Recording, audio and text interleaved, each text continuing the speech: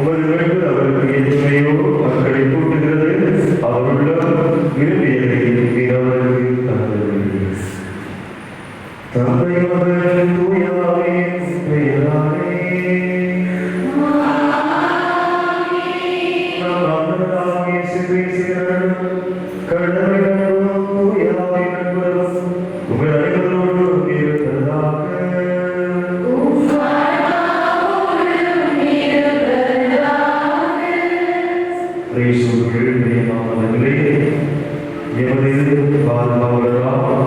புனித விஞ்ஞாசியாரை திருவிழாவை கொண்டாட ஆன்மீக ரீதியாக நாம் எங்களை ஆயத்தம் செய்து கொண்டிருக்கின்ற இந்த நாட்களில் 4வது நாளான இன்று கிறிஸ்துவின் பாடுகளிலும் சிலுவையிலும் பங்கெடுத்தல் என்ற கருத்துகளிலே சிறிது தியானிக்க அழைக்கப்படுகிறோம்.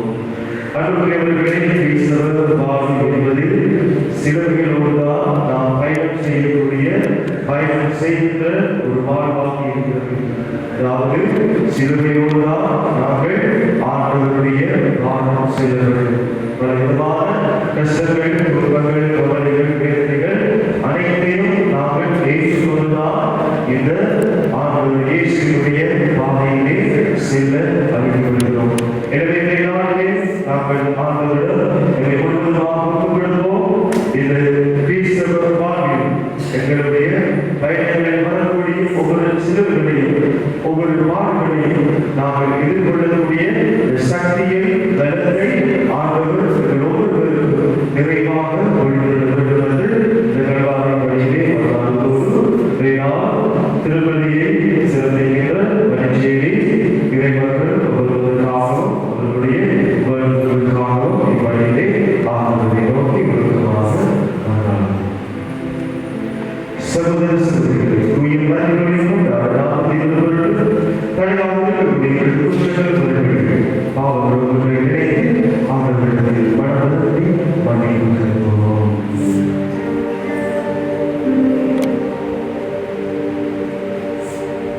எல்லா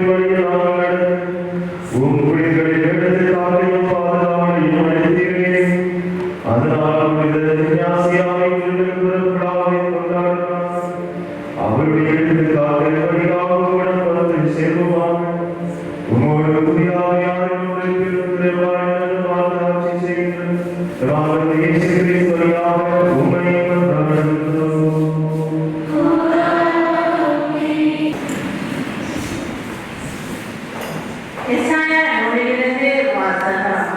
நாங்கள் அறிவித்ததை நம்பியவர் யார்? ஆண்டவரின் ஆற்றல் யாருக்கு வெளிப்படுத்தப்பட்டது? இளந்தலை போலும் வருடநில வேகோடும் ஆண்டவர் முன்னிலையில் அவர் நடந்தார். நாம் பார்ப்பதற்கேற்ற அமைப்போ அவருக்கு இல்லை, நாம் விரும்பத்தக்க தோற்றமும் அவருக்கு இல்லை. அவர் புகழப்பட்டார், மனிதரால் புறக்கணிக்கப்பட்டார். வேதனையுற்ற மனிதராய் இருந்தார், நோயுற்று நடித்தார். காண்போர் தம் முகத்தை மூடிக்கொள்ளும் நிலையில் அவர் இருந்தார். அவர் இழிவுபடுத்தப்பட்டார், அவரை நாம் மதிக்கவில்லை. மெய்யாகவே அவர் நம் பிடிகளை தாங்கிக் கொண்டார், நம் துன்பங்களை சுமந்து கொண்டார். நாமோ அவர் கடவுளால் வதைக்கப்பட்டு நொறுக்கப்பட்டவர் என்றும்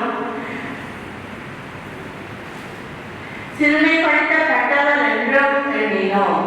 அவரோ நம் குற்றங்களுக்காக காயமடைந்தார், நம் தீச்செயல்களுக்காக நொறுக்கப்பட்டார். நமக்கு நிறைவாழ்வை அளிக்க அவர் கண்டிக்கப்பட்டார். அவர் தம் காயங்களால் நாம் குணமடைகின்றோம்.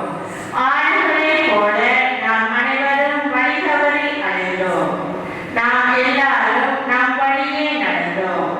ஆண்டவரோ நம் அனைவரின் தீச்செயல்களையும் அவர் மேல் சுமத்தினார். அவர் ஒடுக்கப்பட்டார், சிறுமைப்படுத்தப்பட்டார். ஆயினும் அவர் தம் வாயை திறக்கவில்லை. அடிப்பதற்கு இழுத்துச் செல்லப்பட்ட ஆட்டுக்குட்டி போலும் ரோமம் கத்தரிப்போர் முன்னிலையில் கட்டாத செம்மறி போலும் அவர் தம் வாயை திறவாதிருந்தார். ஆண்டவரின் நல்வாக்கு.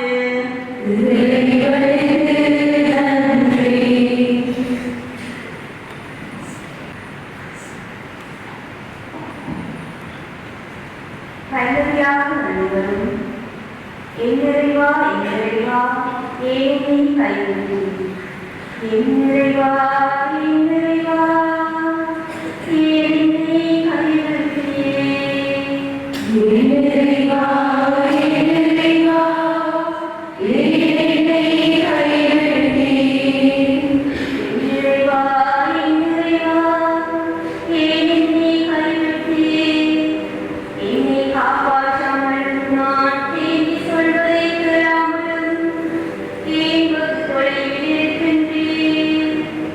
என் கடவுளே, நான் பகலில் மன்றாடுகின்றேன், நீர் பதிலளிப்பதில்லை.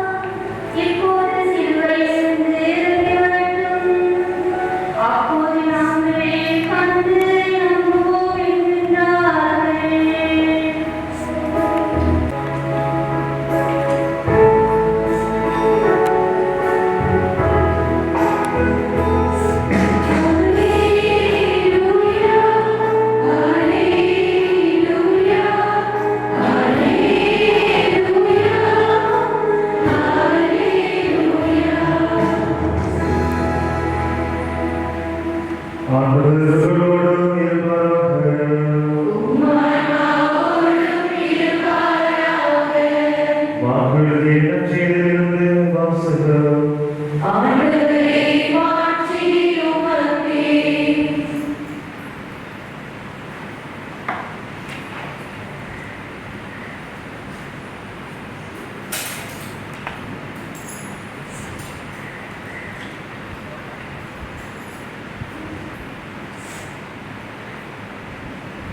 அக்காலத்தில் படைவீரர் அவரை ஆளுநர் மாளிகையின் முற்றத்துக்கு இழுத்து கொண்டு போய் படைப்பிரிவினர் அனைவரையும் கூட்டினர்.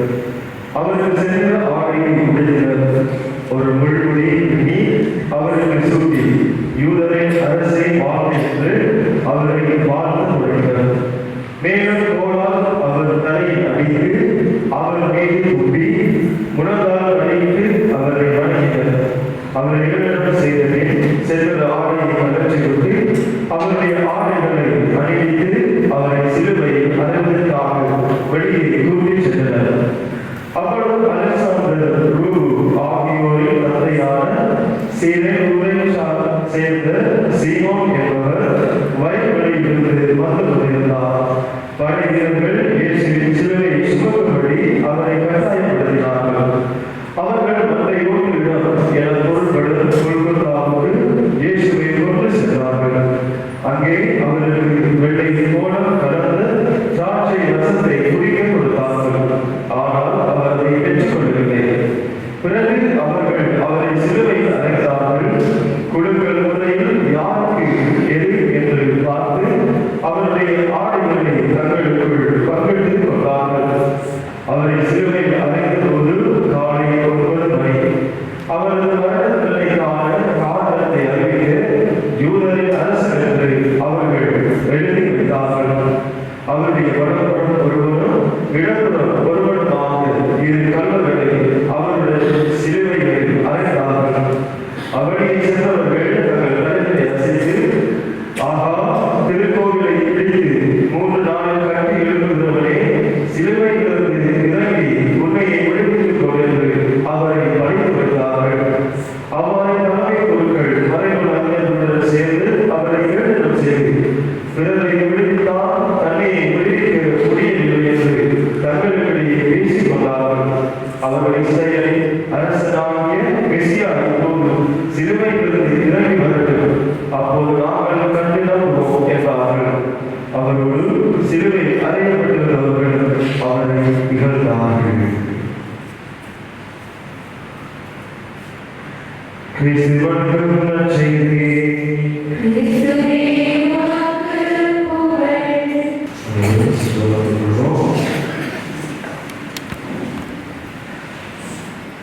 இயேசுவுக்குள் பிரியமான சகோதர சகோதரிகளே, புனித இக்னாசியாவை வருடாந்த திருவிழாவை கொண்டாட ஆன்மீக ரீதியாக நாங்கள் எங்களை ஆயத்தம் செய்து கொண்டிருக்கின்றோம்.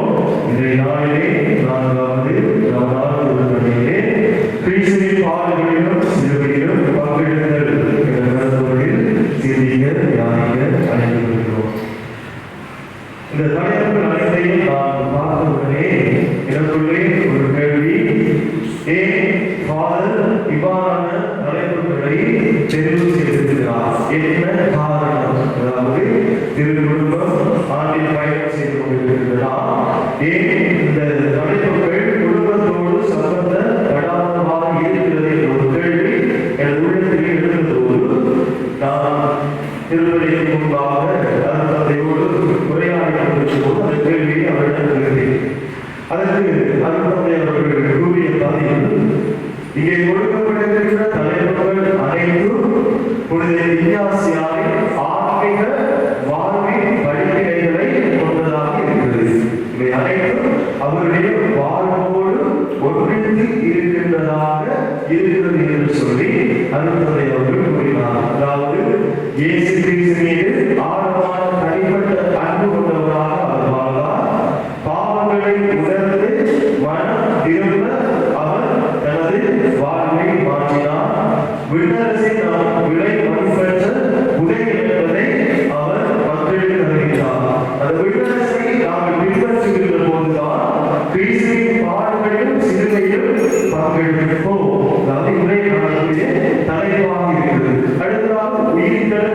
கிறிஸ்துவின் ஆன்மீக மகிழ்ச்சி. அது உயிர்த்தெழுதலின் பிற்பாடு தூய ஆவியானவர்களை வழிநடத்துவார். தூய ஆவியாரை நாம் பெற்றுக்கொண்டால் தாராள மனப்பான்மை, இறைவன் மாபெரும் மாட்சிமைக்காக உழைப்போம், முழுமையான அர்ப்பணிப்பை கொடுப்போம். இதை அனைத்தும் இந்த 4 காலங்களிலே நாங்கள் தியானிக்கக்கூடிய கருப்பொருளாக இருக்கிறது. எனவே இதை நான் எங்களுக்கு கொடுக்கக்கூடிய தலைப்பு கிறிஸ்துவின் பாடுகளிலும் சிலுவையிலும் நாங்கள் பங்கெடுக்க வேண்டும். ஒரு கேள்வி கேட்கலாம். அதாவது யாருக்காவது சிலுவை சுமந்ததுக்கு இருக்குமா என்று ஒரு கேள்வி கேட்கலாம் சொன்னா யாருமே முன் வர மாட்டோம் இல்லையா? யாருக்கு இருக்குமா வாராமான சிலுவை சுமந்த சிலுவை வந்து இருக்குமா? இருக்கப்படாதவே இருக்குமா?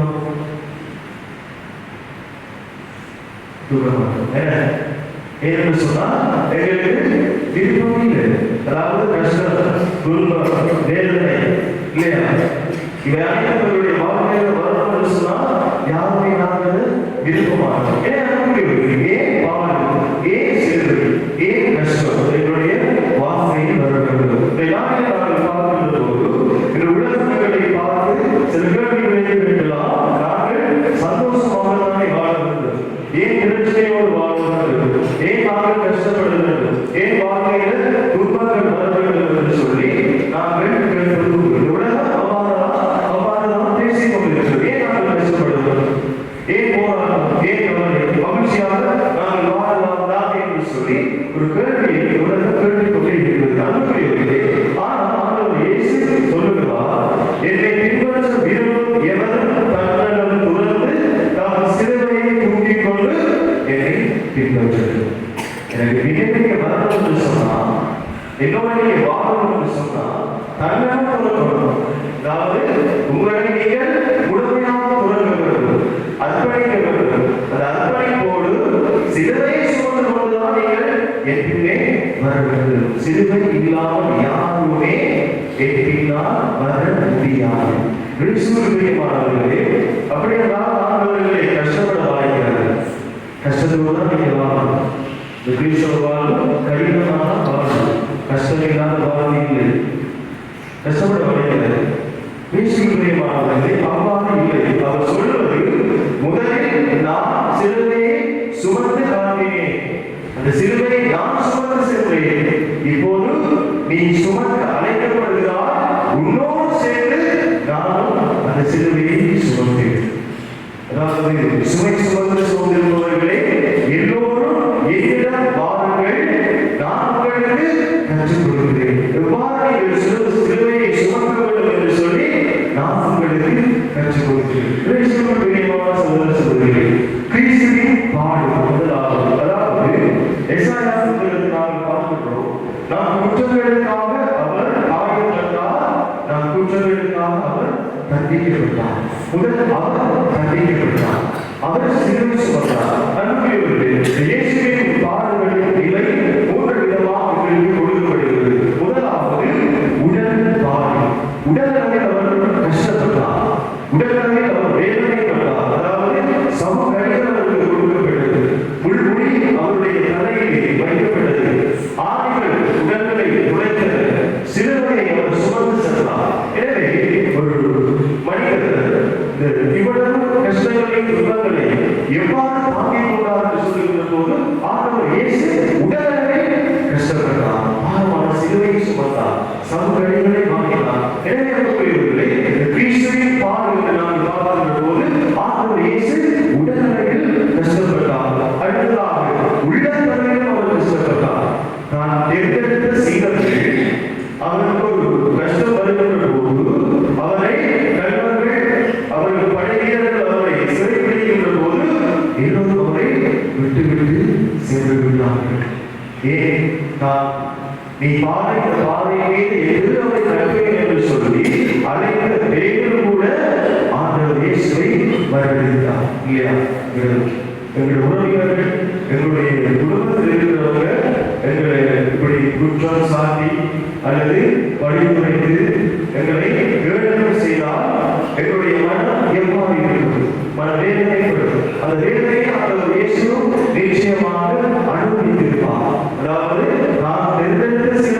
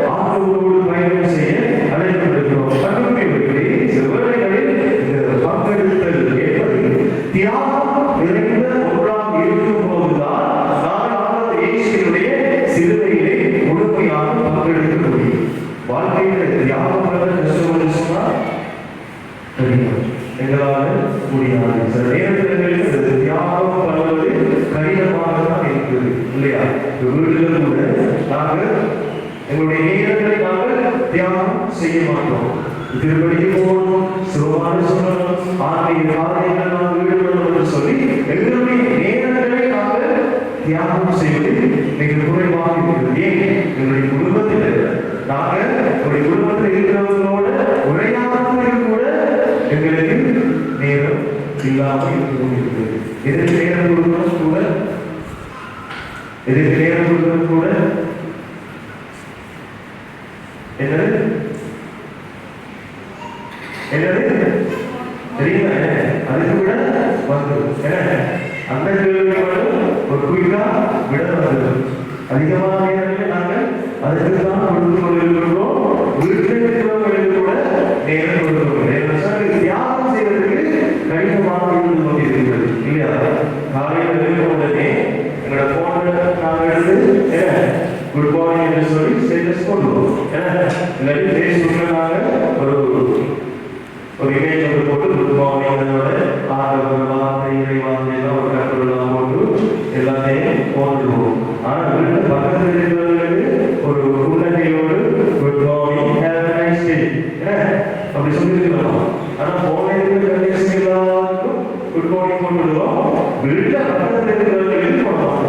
யாருக்காவது வந்தா காலையில் சொல்லி ஆனால் எங்களுடைய தியாக வாழ்வு எப்படிப்பட்டதாக இருந்தது சூழ்நிலையமாகும். ஆகியதான் இவர் முதல் வகையில் ஒரு மகனை பெற்றெடுத்தார் இல்லையா? ஒரு பேர் ஈசாக்கை பெற்றெடுத்த போது ஒரு சந்தர்ப்பத்தில் ஆண்டவர் அவருடைய மகனை பலியிடுமாறு கேட்கிறார். வயது முதிர்ந்த ஒரு மகன் எவ்வளவு காலமாக பிள்ளை கிடைச்சிருக்கு, அதையும் மனிதர்களுக்கு கேட்கிறாரே என்று சொல்லி அவர் கேட்கிறார். He was ready to sacrifice his son. அவருடைய மகனை தியாகம் செய்வதற்கு அவர் தயாரானார். அவர் சென்று கொண்டிருக்கிற போது கடவுள் அவரை நிறுத்துகிறார். வழி செய்ய வேண்டாம் என்று அவரை நிறுத்துகிறார். பிரியமானவர்களே, தியாக மகனை பார்த்து தனக்கு ஒரே மகன் வயது முதிர்ந்து பெற்றெடுத்த மகனை கடவுள் நிறுத்துகிறார் என்பதற்காக அவர் பணியிடுவதற்காக கொண்டு செல்கிறார். எங்கள் குடும்பத்தில் எங்களுடைய பிள்ளைகளை திருநமைக்காக எழுப்பணிக்காக நாங்கள் தியாகம் செய்ய தயாராக இருக்கின்றோமா? கேள்வி இருப்பார். நேற்றைய சுதேச பொருட்கள் கொண்டாடும் இல்லையா? நான் சொல்லிக்கொண்டே போய் அங்கே பிள்ளைகளோடு கொண்டாடினோம். அன்புக்குரியவர்களே, அங்கே நான் அவர்களிடம் கேட்டது, உங்களுடைய பிள்ளைகளை இறைவனுக்காக தியாகம் செய்ய நீங்கள் தயாராக இருக்கிறீர்களா இல்லையா? எல்லாம் அந்த பூசையோட பதச்சோடெல்லாம் குறைஞ்சு கொண்டே போகும் இல்லையா? நாங்கள் வயல சொன்னாதான் சட்டம் வருது. வயல சொல்லுவாங்க, மக்கள் சொல்லணும்னு சொன்னா அந்த சட்டம் வர்றது குறைவாக தான் இருக்குது. நாங்களுக்குள்ள பார்வையில பூசையோட சேர்ந்து நாங்கள் அவர் வைக்கிறத அப்படியே சொல்லி கொடுப்போம். சட்டம் சொல்றேன் அவங்க இப்ப பதிவு சொல்றதுக்கு கூட பிள்ளைகளுக்கு கடினமாக இருக்கிறது. நிறைய பாரம்பரியங்களை நாங்கள் இழந்து கொள்கிறோம். நிறைய நாங்கள் மறந்து கொள்கிறோம் இல்லையா? குடும்பமாக சேர்ந்து சிவமாக சொல்றதுக்கு நேரத்தை தியாகம் செய்வது குறைவாக இருந்து கொண்டிருக்கிறது. யாரும் திருப்பதி முழு திருப்பதி ஆடுவதை விட கடினமாக இருக்கிறது இல்லையா? இருக்கிறார்கள் விட அதுக்கு பிறகு சில பிரசவம் முடியாமல் பார்த்து இருப்பாங்க. எப்படா நாங்கள் பூசைக்கு போகலாம் சொல்லி இப்படிதான் நிறைய விஷயங்கள் நடந்து கொண்டிருக்கு. நிறைய விஷயங்கள் நாம் மறந்து கொண்டிருக்கிறோம். நிறைய விஷயங்கள் என்னுடைய வாழ்க்கையிலே கொண்டு செல்வது குறைவாக இருக்கிறது. இப்படிதான் நேற்றை நாங்கள் ஒரு திருவிழாவின் பணியில ஒரு பிரசனம் வச்சது. அப்ப நான் பேசுவதான் பார்த்தேன்னா அந்த கதையை சொல்லலாமே நினைக்கிறேன்.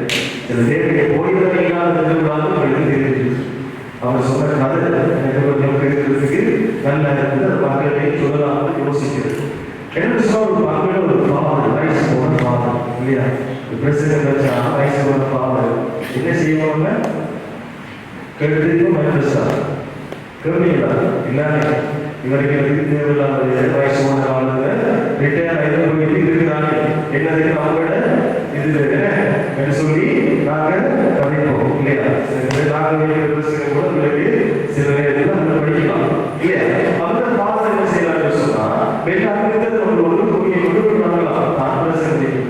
அவர் பாதத்தை செய்வார். உடனே போய் தனது ஆயத்தை சொல்றாரு, இப்படி எனக்கு கஷ்டமா இருக்கு. நான் சொல்றதே கேட்கிறாங்க, எனக்கு வயசு வைக்கும் போல நீங்க எனக்கு கொஞ்சம் பாருங்க என்று சொல்லி ஆயத்தை அந்த பாதம் சொல்றாரு. ஒரு ஆயம் சொல்றாரு, சரி ஓகே பரவாயில்ல, நான் ஒரு கதை சொல்றேன், அந்த கதையை கொண்டு மக்களுக்கு சொல்லு, அந்த கதையை மக்களுக்கு சொல்லு, அவங்க கேட்காங்க எனக்கு சொல்லு, கட்டாயம் கேட்பாங்க அப்படின்னு சொல்றேன். சொல்றது பாதுகாப்பு வந்து பிரசங்கம் ஸ்டார்ட் பண்றாரு. சொல்றாரு, எங்கள மகள ஒரு பெண்ணை எனக்கு நன்றாக தெரியும் என்றார். சரிங்களா? இவ்வளவு ஆர்வமாக தெரியும், இவ்வளவு இன்ட்ரெஸ்டாக இப்படித்தான் அவர்களுக்கு ஒரு பெண் எனக்கு தெரியும். ஒவ்வொரு நாளும் காலையில் அவர்களோடு நான் கதைக்கிறேன். ஒவ்வொரு நாளும் இரவையில நான் தூக்கம் போறதுக்கு முதல் அவங்களுக்கு ஒரு முத்தம் கொடுத்துதான் நான் தூக்கம் போறேன் என்று நான் சொல்றேன். இதுக்கு முதல் நீங்க கல்வி கேட்டிருக்கணும், இப்ப கேட்டு கொண்டிருக்கிறதுக்கும் ஒரு வித்தியாசம். இப்படிதான் அந்த மக்கள் கேட்டு கொண்டிருக்கிறாங்க. அந்த விஷயத்தில் இருக்காரு, அவங்க எப்படி யாரும் கேட்டு கொண்டிருப்பாங்க. அந்த நேரத்தில் நீ சொல்லு, அது வேற யாரும் இல்லை, அன்னை மரியா, இறைவனின் தாய் என்று சொல்லி நீ அதோடு சேர்ந்து சில விஷயங்களையும் பிரசங்கத்துல சொல்லியிருக்கு என்று சொல்லுகிறார். வயசு போன பாவம் மரியாதை பேர் மறந்துட்ட. மரியாதை பேர் பிறகு அந்த நேரத்துக்கு மறைந்து உடனே சொல்லியிருக்கிறாரு, அந்த பெண்ணை என்ன விட விஷயத்துக்கு நல்லா தெரியும், நீங்க போய் விஷயத்துக்கு கேட்க சொல்லு. இது விஷயத்துக்கு சொன்னா நீங்க பஸ் எடுத்து கார் எடுத்து போனதான் யார் கண்டுபிடிக்கிறது நாங்கள் பல விடயங்களை மறந்து கொண்டு போகிறோம். பாரம்பரியங்களை நாங்கள் மறந்து கொண்டு போகிறோம். குடும்பமாக சிரிப்பது, குடும்பமாக திருமணம் செல்வது என்று சொல்லி எங்களுடைய சிறுவர்களை ஆன்மீக பாதையை வழிநடத்துவது குறைவாக இருந்து கொண்டிருக்கிறது. இதைத்தான் நாங்கள் நடைபெறுகிறோம். அடுத்ததாக கூறியவர்களே, நாம் சிறுவை அவர்களுக்காக அர்ப்பணிக்கிறது. ஆண்டவர் இயேசுக்காக அன்புடையவர்களே, நான் போலும் தன் சிலுவையை தூக்கிக் கொண்டு என்னை பின்பற்றுகிறோம். ஆண்டவர் இயேசுவை நாங்கள் பின்பற்றுகின்ற போது நான் போலும் சிலுவைகளை நாங்கள் சுமந்தை ஆகுகிறோம். அதாவது நாம் சிலுவை என்பதை கடவுள் தரும் தண்டனை அல்ல, மாறாக அது அன்பினால் ஏற்றுக்கொள்ளக்கூடிய ஒரு அன்பின் வெளிப்பாடாக இந்த சிலுவை இருக்கிறது. எங்களுடைய குடும்ப வாழ்வை எடுத்து பார்க்கின்ற போது எங்களுடைய குடும்பத்தில் இந்த சிலுவை என்பது நிச்சயமாக இருக்கும் இல்லையா? சில நேரங்களில் நாங்கள் பெற்றெடுத்த பிள்ளைகள் எங்களுக்கு சிலுவைகளாக இருக்கலாம். இதை பெற்றெடுத்ததுக்கு பிறகுதான் எங்களுடைய குடும்பத்தில் எவ்வளவு பிரச்சனை, எல்லா சிலுவையும் இல்லையா?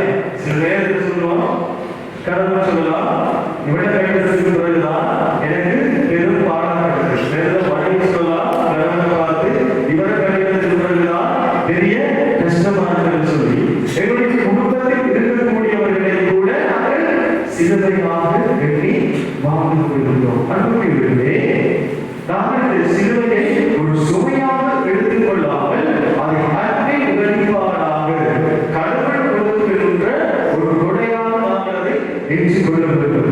அடுத்ததாக ஆன்மீக சிலுவை, அதாவது ஆன்மீக ரீதியாக நாங்கள் ஆண்டவரிடம் ஜெபிக்க வேண்டும். சில வேளைகளிலே நாங்கள் ஜெபிப்பது என்பது குறைவாக இருந்து கொண்டிருக்கிறது. ஒரு நாளை ஆரம்பிப்பதை கூட கடவுளுடைய நாமத்தினால் நாங்கள் அதை ஆரம்பிப்பது குறைகிறது. சில வேளைகளில் வீட்டிலிருந்து வெளியில் போகும்போது கூட ஆண்டவரின் பயணத்தை நோக்கி கூட சொல்லி ஆண்டவரை நாங்கள் அழைப்பது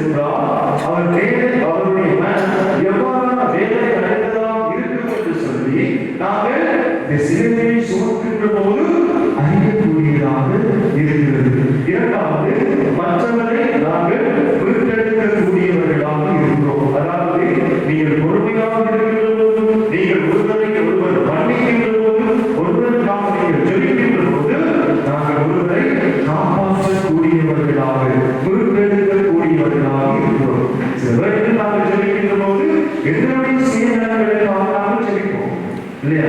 மற்றவர்களுக்காக எங்களோடு பிரச்சனைப்பட்டிருக்கிறவங்க, எங்களோட கோபமா இருக்கிறவங்க, எங்களோட பல வருடங்களாக கதைக்காமல் பேசாமல் இருக்கிறவங்களுக்காக நாம் ஜெபிப்போமா? ஜெபிப்போமா? இல்லை. ஏன்னா அவங்களுக்காக இதுதான் செய்யாமல் தான் யோசிக்கவே ஒழிய எங்களோடு கோபமா இருக்கிறவங்களுக்காக நாங்க ஜெபிக்கிறது குறைவு. நண்பர்களே, ஆண்டவர் இயேசுவின் சிலுவையில் பங்கெடுக்கின்ற போது மற்றவரை விருத்தளிக்கக்கூடிய ஞானி எங்களுக்கு கொடுக்கப்படுகிறது.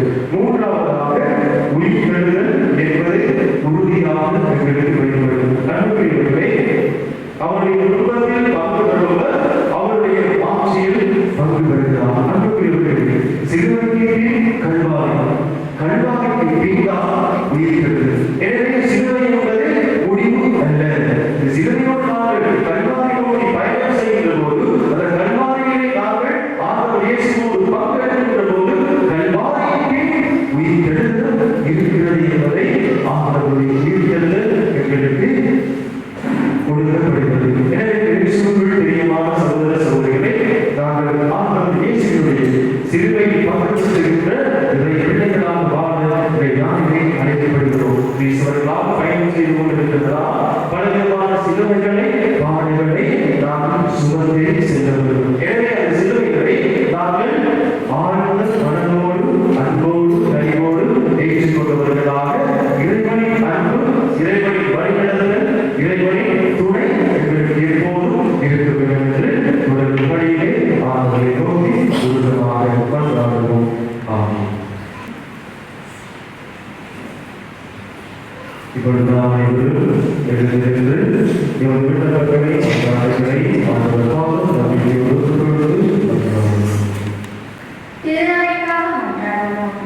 அன்பு தந்தை இறைவா, உமது திருச்சபை வழிநடத்தும் ஞானமே கண்ணனைகளையும் உமது தூயாமையால் நம்பி உயிரை நாசியாரை போல ஆர்வத்துடனும் உறுதியுடனும் உமது நற்செய்தியை உலகம் அழைக்க தேவையான நாட்களை தந்திர வேண்டும் என்று இறைவா உம்மை மன்றாடுகின்றோம்.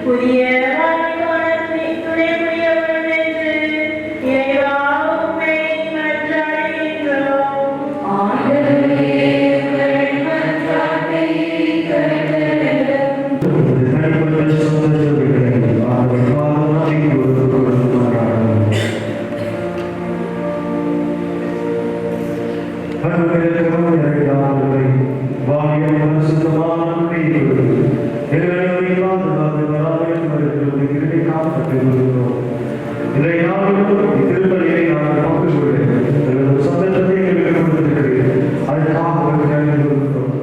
ஆண்டவரை நாளை நாங்கள் தியானப்பதை போன்று எங்களுடைய கிறிஸ்தவ வாழ்வை வரக்கூடிய ஒவ்வொரு சிறுவர்களையும் ஒவ்வொரு பாடங்களையும் நாங்கள் ஏற்றுக்கொள்ள எங்கள் உள்ளத்தை எங்களுக்கு கொடுக்க வேண்டும் என்று நிச்சயம் வந்தாலும் ஆண்டவரை ஒரு பாதையை பயணம் செய்து முடிக்கின்ற எமது வாழ்க்கையை பலவிதமான நோக்கங்கள் பலவிதமான கவலைகள் கஷ்டங்கள் துன்பங்கள் கண்ணீர்கள் ஆண்டவரே அனைத்தையும் நாங்கள் தாக்கிக் கொள்ளக்கூடிய அந்த சிலுவையை சுமக்கக்கூடிய சக்தியை பலத்தை நீராக எங்கள் ஒவ்வொருவரும் விரைவாக கொள்ளுங்கள் வந்தாலும் இந்த சிலுவையின் மேல் உயிர் பெறுதலும் உள்ளது என்பதை நாங்கள் நம்பிக்கையோடு ஏற்றுக்கொள்ளக்கூடிய அந்த நல்ல உள்ளத்தை எங்களுக்கு கொடுக்க வேண்டும் என்று நிச்சயம் வந்தாலும் ஆண்டவரே இன்றைய திருப்பலியை சிறந்திருக்கின்ற பணிச்சேரி இறைவர்களுக்கு பாவம் கொடுக்கிறோம். ஆண்டவரே அவர்கள் ஒவ்வொருவரை மீதாமே நிறைவாக ஆசீர்வதிக்க வேண்டும் வந்தாலும் ஆண்டவரே இங்கே இருக்கக்கூடிய வித்தியாசியார் ஆணையை இறை மக்களையும் பாவம் கொடுக்கிறோம். ஆண்டவரே இவருடைய கொண்டாட்டம் சிறப்பாகவும் மகிழ்ச்சியாகவும் அமையும். ஆண்டவரே அவர்கள் ஏற்று புனிதரின் பாதையை பயணம் செய்ய நீதானே அவர்களுக்கு துணையாக இருக்க வேண்டும் என்று ஏற்றி வந்தார்கள். ஆண்டவரே நம்மை வழிநடத்துகிற பங்கு தந்தையை பாவம் கொடுக்கிறோம். அவருடைய பணிவாளத்தை தேர்வு சிறக்கவும் பணிவாளர் வரக்கூடிய ஒவ்வொரு சவால்களின் வேதனைகளை எதிர்கொள்ளக்கூடிய சக்தியை அவர்கள் கொடுக்கிறார்கள். ஆண்டவரே அவரோடு இணைந்து பணி செய்கிறது அதன் சகோதரர் மற்றும் அதன் சகோதரிகள் ஒவ்வொருவரையும் விரிவாக ஆசீர்வதி. ஆண்டவரே நாங்கள் கேட்டு பாதையை பயணம் செய்கிறது இவரை பிள்ளைகளாக வாழ ஒருவரை ஆசீர்வதிக்கிறார். இந்த மன்றாட்டுகளை நிராகரித்தார் இயேசு கிறிஸ்து வழியாக உண்மையில் பண்றாரோ. Thank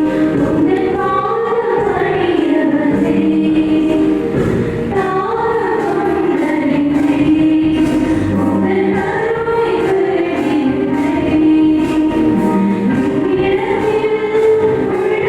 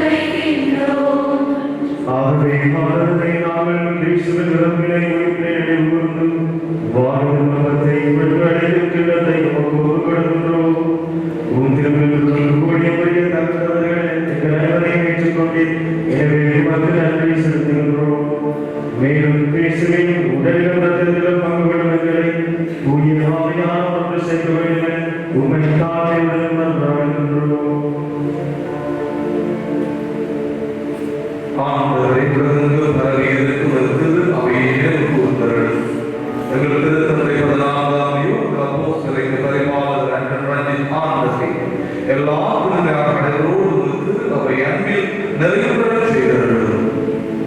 ஆண்டவரே, இந்த சபையை ஆசீர்வதியும் அப்பா. உமது திருப்பாதம் தேடி வந்திருக்கிற ஒவ்வொருவரும் ஆசீர்வாதமாய் விழுந்திருந்த நீரே இவர்களை வழிநடத்துவீராக.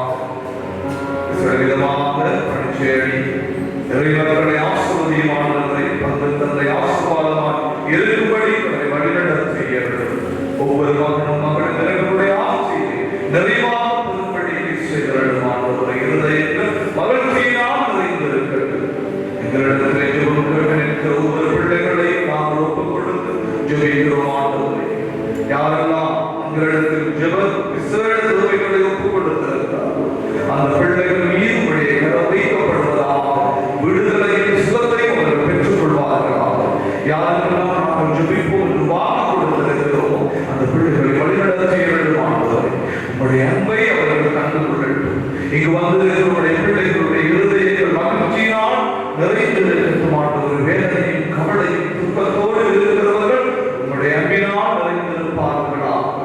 மேலும் இருக்கிற எதிர்நோக்கோடு குறிப்பிட்டவர்கள் சகோதர சகோதரிகளை இறந்தோர் அனைவரையும் இறக்குகிற நிலை கூறுவது திருமொழியில் உழைப்புகளிடம் எங்கள் அனைவர் மீது இறக்குமாயும் கடவுளை கண்ணீர்த்தாயான வருகிறார். அவருடைய கணவரான புனித யோசேப்பு, புனித திருத்துதர்கள், இவ்வுடைய முதல் வந்தவராக இருந்தவராகிய புனிதர் அனைவருடன் இஸ்ரவேலமாக நெஞ்சாசியா நாங்கள் நிலைவாழ்வில் பங்கு கொள்ளும் கல்வி பெற்று உம் திருமகன் இயேசு கிறிஸ்து வழியாக உம்மை புகழ்ந்தேற்கும் உம்மை நன்றாடுகின்றோம்.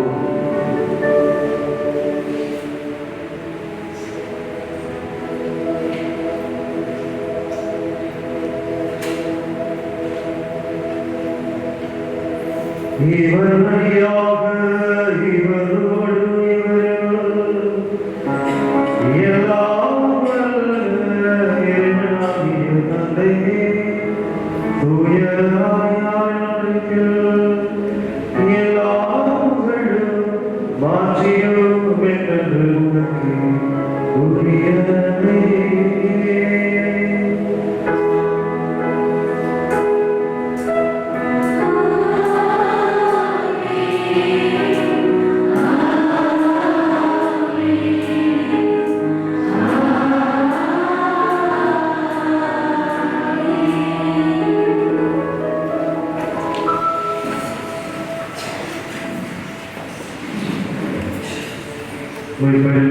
கற்பிக்கப்பட்டு இதை வலிமையாக சொல்வோம்.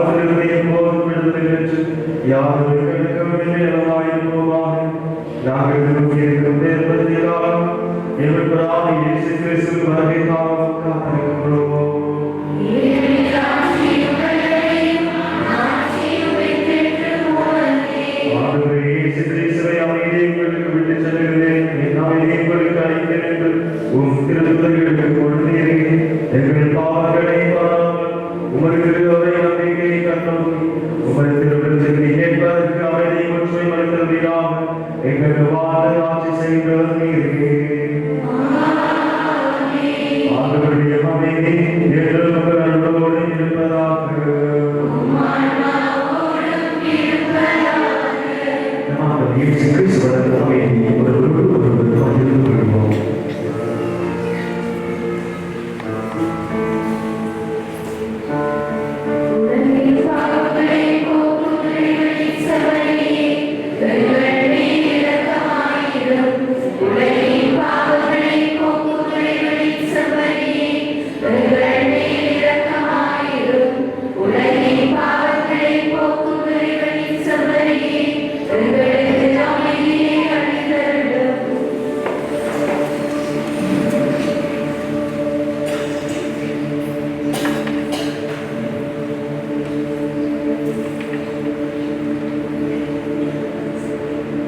இதோ திருமணியின் சங்கரே, இவரை உலகின் பாவங்களை போக்குகின்றது.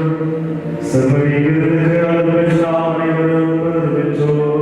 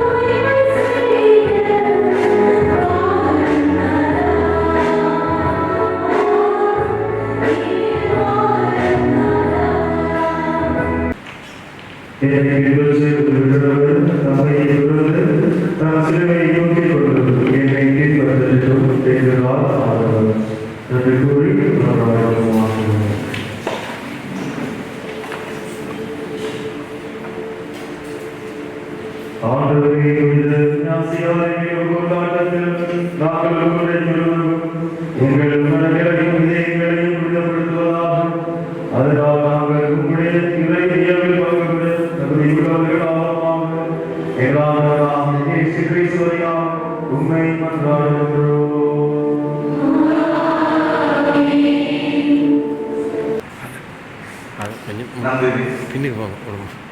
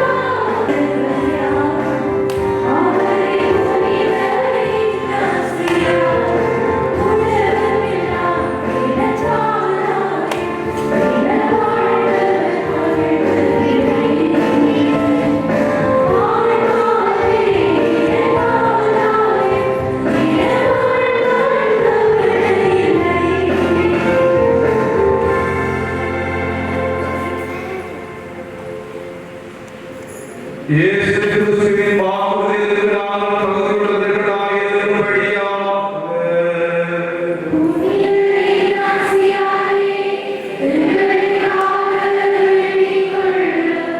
செவிப்போமாக. தூயவர்களின் பேரின்பமாகிய இறைவா, உம்முடைய திருச்சபை வல்வது பிரிவினை கொள்கையால் கிடைக்கப்பட்ட காலத்தில் உம்முடைய திருப்பெயரின் மகிமை என்னும் பரப்பும் திருச்சபையின் மறுவளர்ச்சிக்கு திருப்படிதலும் துறைகளும் தூயவர்களாய் நாசியாரை அழைத்தீரே. அவருக்காகவும் அவர் நிறுவிய சபைக்காகவும் நாங்கள் உம்மை போற்றுகின்றோம்.